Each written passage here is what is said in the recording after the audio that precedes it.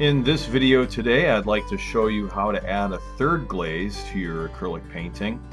In this example portrait of Daniel praying, I'm mixing up a glaze of ultramarine blue and raw umber dark and a little bit of raw sienna to go over the background, just adding a darker color to continue to bring contrast so that the form of Daniel, the highlighted portion, stands out. And I just tested the color first, and now that I have something that I like, I'm going over that.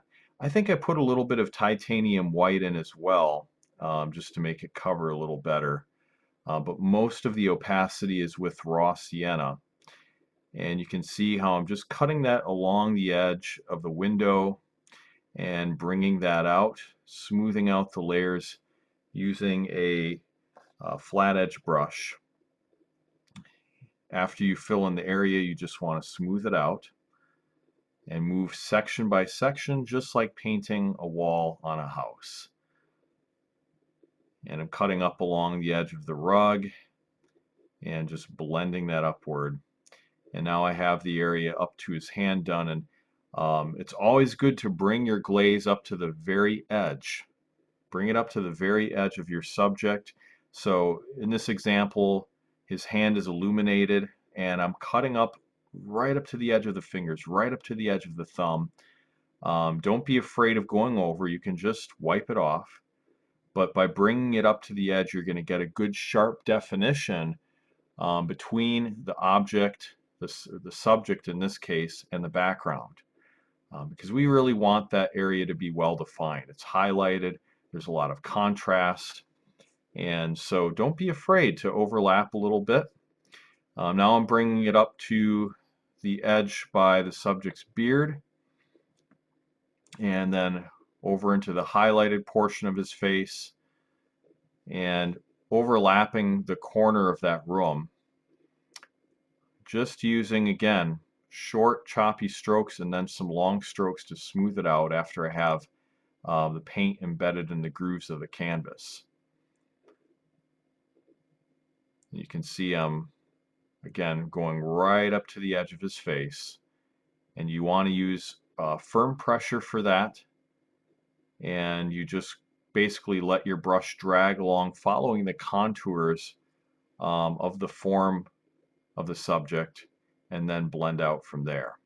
Now I added a little bit of matte medium to lighten up this glaze. I'm using a dilution glaze, fading it away here, because as we get toward the torch in the back, that lamp that's burning, the fiery lamp, we want to make sure that we're going lighter with the glaze so that we can show that translucence, that light coming from that lamp. So here I'm adding a little bit of a darker glaze on the bottom portion of the wall, but I'll be fading that away as well. Again, making sure that I'm leaving that area open by the lamp, by that torch, and then I can go in with a warmer glaze in that area that has a little more red, a little more yellow in it, and really create the idea of luminescence from that lamp. That's how we do it in the glazing technique. We think of not only the values but the colors, but we always leave those areas with more warmth, those areas with more chromatically intense colors open, and that way then when we place them in there, they'll have a vibrance and a luminosity. At this point here, I'm adding some shading on the interior of his face. So working out of that initial chiaroscuro effect of the glaze on his nose and the sides of his cheek and up on top of his eyebrows, and just blending it into the area within his cheeks. Now, because his head is turned back, the light is illuminating the lower portion of the area between his eyebrows and his eyes. Normally that area would be in shadow for most portraits, but in this case, because his head is turned backward and the light's coming from the window, it's actually illuminating the underside of the depression in his skull, that area between the eyebrows and the eyes. So it's just a little bit of a different light source, and I'm just following what I see in the reference photo. That's always the best policy, to really study your reference photo and make sure that you're capturing accurate values. I've said it before many times, but value is so much more important than color. As long as you get the values close and you're leaving the highlighted areas, the areas that would be lighter in value, open so that you can add those more chromatically intense glazes later, then you'll do fine. What you don't want to do is just think about color only and neglect the value, and then try to come back in with lighter glazes to get the skin tones, or lighter application of paint, where you would mix titanium white and then it would start getting muddy and you'd start getting frustrated. No, it's just better to leave those areas open. As you can see already, even with just a few glazes, we have a really good idea of what's going on in the painting, a good sense of form and dimension. And it's just a matter of adding more glazes on top of the existing glazes, adding more contrast, deepening some of the values. And you can see I'm going over the area on his hand again, and I'm adding some glazes there. But there are a few points where I'm not going to apply that color everywhere, but I'm going to kind of leave off. On this glaze here, I think I cover over the whole thing because overall his hand is quite dark and it can afford to have that glaze on there. I'm using burnt sienna, colors like that, alizarin crimson, raw sienna, that have a little bit of warmth to them. The first glaze was a little cooler in tone. This one here is just a bit warmer. And I'm trying to identify that structure on his hands, showing the tension of his fingers being splayed out as he's crying out to God and interceding. And the posture of prayer is so important. It's not just even the words we use. Of course, it's the attitude of our hearts, but our bodies will follow suit in that and demonstrate that earnestness, that attention, that focus, and that passion we're directing upward to heaven.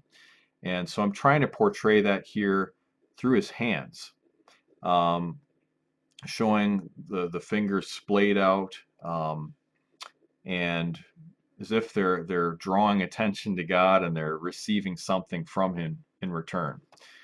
Even on the underside, adding some little um, thin lines that just suggest the tendons in his hands, the veins, the musculature.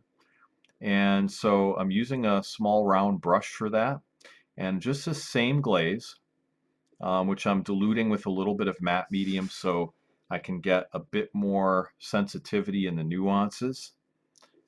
But I just want to see those basic forms at this point, and I can build upon that. Right now I'm keeping it fairly simple, so it's still very much chiaroscuro, just two tones. You can see now I'm working on the other hand, and I'm actually using some titanium white to restore what I had lost in my initial glaze. If you remember, I was using a large brush. It's easy to go over the edges and lose that definition, but you can always come back and restore that quite easily with some titanium white and a little bit of matte medium to make it fluid.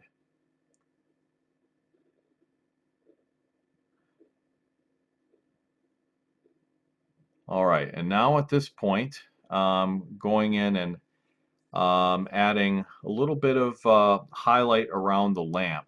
I just want to basically go over that area that got a little muddy in the sketch, and I want to do it early on in the painting so that when I add glazes on top, I can really put some rich luminosity and not have to do that later on.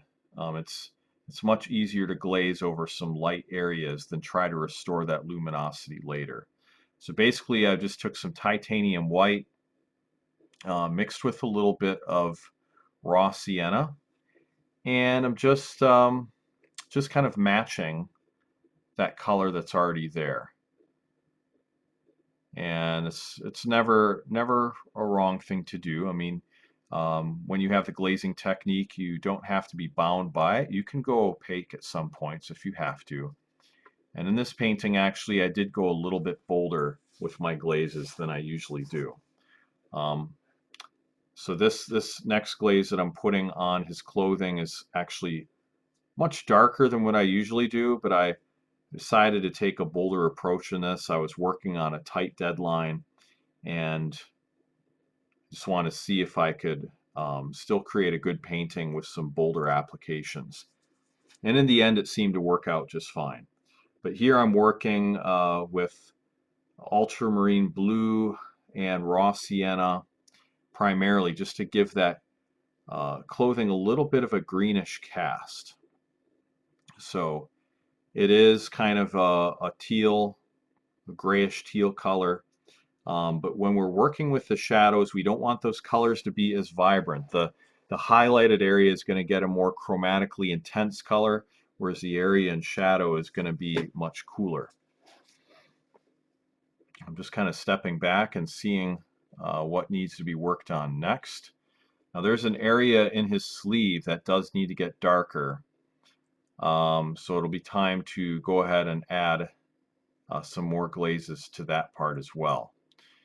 All over we need to add more contrast. The other sleeve needs some definition as well.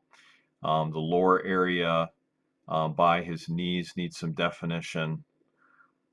At this point here, I'm actually putting some aluminum foil on my palette because the mixing area got a little muddy. And I just put out a fresh piece of aluminum foil and then I can continue working.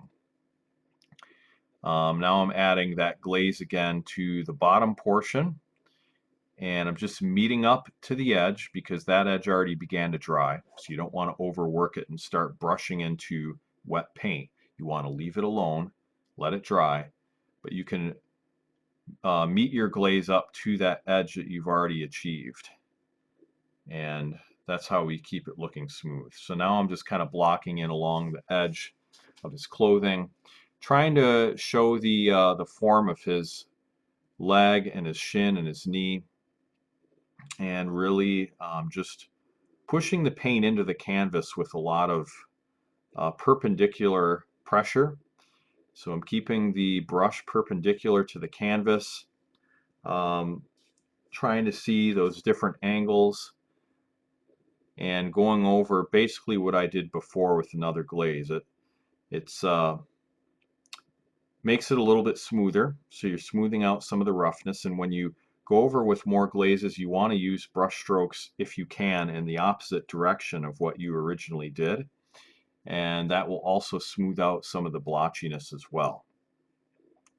Now I'm putting a glaze in that area between where his upper arm meets the lower arm, and the wrinkles and the drapery and the clothing that are created by that compression of his fabric. And I just want to show all those different forms, and I'm going over the wrinkles again. When you put those glazes in the right places, that's what creates realism. It's not so much having tons and tons of detail, it's just putting the glazes in the right geographical place, so to speak. Now I'm adding glazes to his left arm and just deepening those shadows, increasing the contrast. Want to make sure that I know what's going to be darker, whether it would be the background or his clothing. And the shadowed part of his clothing, I do want that to be darker than the background, whereas I want the highlighted portions to be lighter than the background. So between those two areas, I can really establish a lot of form, a lot of contrast, and really get the depth and dimension of the form of Daniel to come forth. And so right now I'm adding some deeper shadows within his the interior of his sleeve, so as his hands are reaching out. And that's the end of this video. I hope you enjoyed it. Thank you so much for watching. If you'd like to receive more tutorials on portrait painting, go to Realistic Acrylic Portrait School. I have several tutorials there covering a wide variety of subjects and all things acrylic.